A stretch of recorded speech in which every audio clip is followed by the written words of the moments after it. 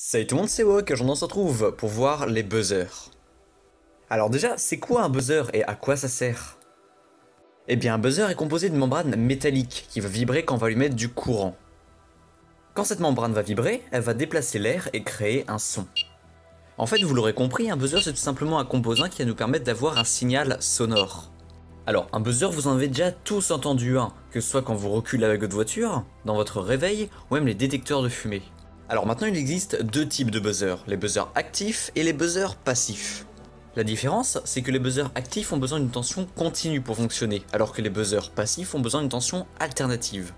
Nous, on va se concentrer uniquement sur les buzzers actifs car ils sont plus faciles à mettre en place. Et pour savoir quel buzzer est lequel, sur les buzzers passifs, on voit le PCB en dessous, contrairement aux buzzers actifs. Bon, on va maintenant pouvoir passer au branchement de notre buzzer qui se branche comme une LED, juste il faut éviter de le connecter sur la broche 3 et 11. On va maintenant pouvoir passer au code et vous allez voir, c'est très simple.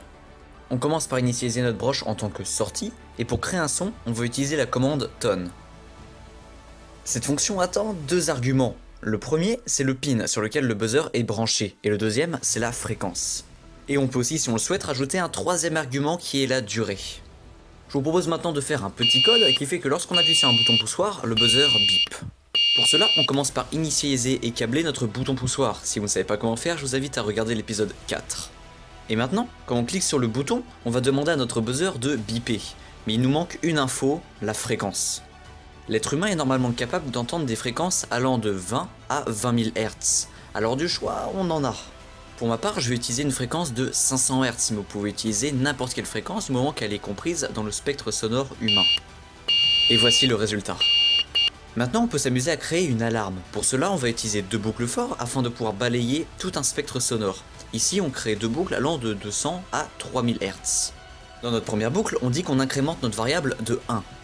Et on dit que la fréquence de notre buzzer est égale à cette valeur. Elle va donc être égale à 200, 201, 202, 203 jusqu'à 3000. Dans la deuxième boucle, on fait la même chose mais on enlève 1. La fréquence du buzzer va donc être égale à 3000, puis 2999, 2998, etc. jusqu'à 200. Et on retombe sur notre première boucle. Et on n'a plus qu'à tester. Si vous n'avez pas trop compris le principe de la boucle fort et tout ça, je vous invite à revoir la vidéo qui traite du sujet.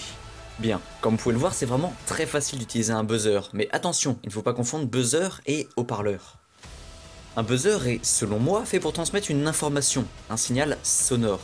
Mais si toutefois vous souhaitez quand même créer une mélodie avec votre buzzer, c'est tout à fait possible grâce à ce tableau. Et sinon, vous avez plein d'exemples sur internet, et c'est vrai que c'est quand même assez sympa de faire ça.